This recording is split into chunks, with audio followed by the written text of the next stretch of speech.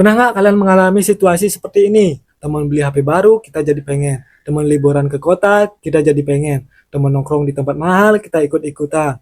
Media sosial memang penuh dengan orang yang terlihat sukses. Punya mobil baru, punya gadget baru, punya gaya hidup mewah. Dan gongnya lagi tanpa disadari muncul satu pertanyaan. Aku juga harus punya, aku juga harus ikut.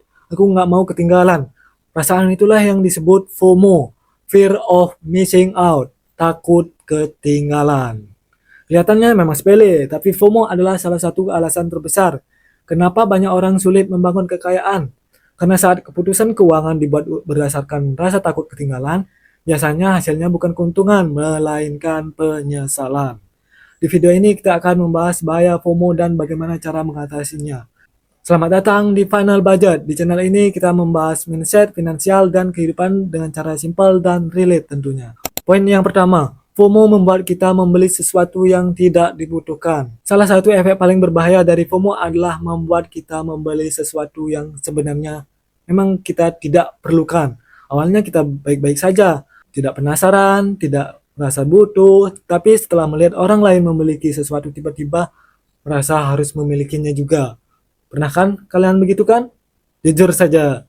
Padahal kebutuhan kita tidak berubah, yang berubah hanyalah perasaan kita. Banyak pengeluaran yang terjadi bukan karena kebutuhan, tetapi karena pengaruh lingkungan. Karena itu sebelum membeli sesuatu, tanyakan apakah saya benar-benar membutuhkannya atau hanya takut ketinggalan. Poin kedua, media sosial memperburuk FOMO. Dulu kita membandingkan diri dengan orang di sekitar, sekarang kita membandingkan diri dengan ribuan setiap hari.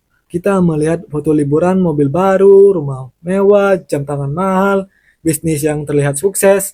Masalahnya kita hanya melihat bagian terbaik dari hidup mereka. Kita tidak melihat perjuangan mereka, tidak melihat untung mereka, tidak melihat masalah mereka. Akhirnya kita membandingkan kehidupan asli kita dengan sorotan terbaik milik orang lain. Dan itu memang terlihat tidak adil. Poin ketiga, FOMO membuat orang berutang. Ini yang sering terjadi karena ingin ikut tren, karena ingin terlihat setara, karena tidak ingin dianggap tertinggal, akhirnya seseorang rela berutang.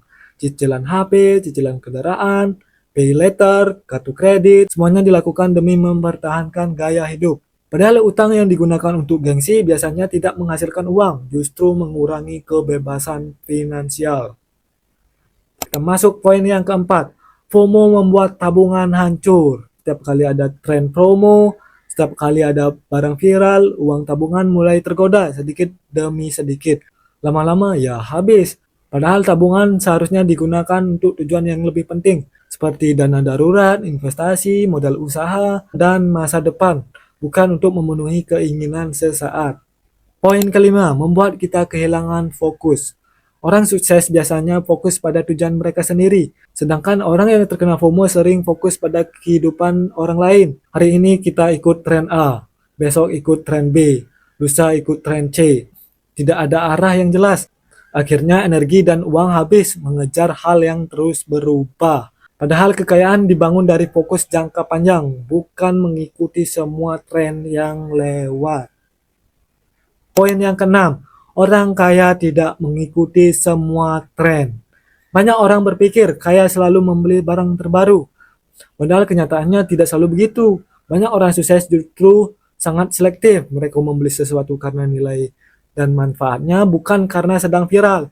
Mereka tidak merasa harusnya memiliki semua yang dimiliki orang lain, karena mereka tahu satu hal, tidak semua tren layak dimiliki. Poin ketujuh, FOMO membuat kita merasa kurang terus atau tidak bersyukur. Ini bahaya yang paling tidak terlihat. FOMO membuat seseorang sulit merasa cukup. Apapun yang dimiliki selalu terasa berkurang.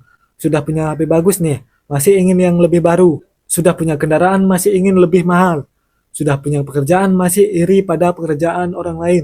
Akibatnya apa? Yaps, kebahagiaan selalu tertunda. Karena fokus kita bukan apa yang dimiliki, tetapi pada apa yang dimiliki orang lain. Poin ke-8, FOMO adalah musuh kekayaan jangka panjang. Setiap uang yang digunakan untuk mengejar gengsi adalah uang yang digunakan untuk membangun aset. Setiap uang yang digunakan mengikuti tren adalah uang yang digunakan untuk investasi. Bayangkan jika uang dihabiskan untuk mengikuti tren selama bertahun-tahun, dialihkan ke tabungan atau investasi, hasilnya bisa sangat berbeda. Karena kekayaan dibangun dari keputusan kecil yang dilakukan berulang-ulang. Poin ke-9, cara mengatasi FOMO. Pertama, kurangi kebiasaan membandingkan diri dengan orang lain. Kedua, batasi konsumsi media sosial jika membuatmu tidak nyaman. Ketiga, fokus pada ketujuan finansial sendiri. Keempat, gunakan aturan 24 jam sebelum membeli barang yang tidak mendesak. Kelima, selalu tanyakan apakah ini kebutuhan atau hanya karena saya takut ketinggalan. Pertanyaan sederhana dan sepele ini sebenarnya bisa menyelamatkan banyak orang. Poin ke-10, JOMO lebih baik daripada FOMO. Ada istilah yang berlawanan dengan FOMO, namanya JOMO atau JOMO, Joy of Missing Out. Bahagia karena tidak harus mengikuti semuanya, bahagia karena tidak harus membeli semuanya. Bahagia karena fokus pada tujuan sendiri. Orang yang memiliki JOMO biasanya lebih tenang, lebih hemat, lebih fokus, lebih mudah membangun masa depan finansial yang kuat, dan lebih mudah membangun masa depan finansial yang kuat. FOMO membuat orang membeli yang tidak perlu, menghabiskan tabungan, berutang demi gengsi, dan kehilangan fokus pada tujuan hidupnya. Karena itu jangan membiarkan media sosial menentukan keputusan keuanganmu. Jangan membiarkan tren mengendalikan masa depanmu. Fokuslah pada tujuanmu sendiri. Karena pada akhirnya hidup bukan perlombaan untuk mengikuti orang lain, tetapi perjalanan untuk membangun kehidupan terbaik versimu sendiri. Kalau kamu suka konten tentang finansial, mindset, dan pengembangan diri, jangan lupa subscribe Final Budget. Karena di channel ini kita akan belajar mengatur duit, membangun aset, dan meningkatkan kualitas hidup sedikit demi sedikit. Sampai jumpa di video berikutnya.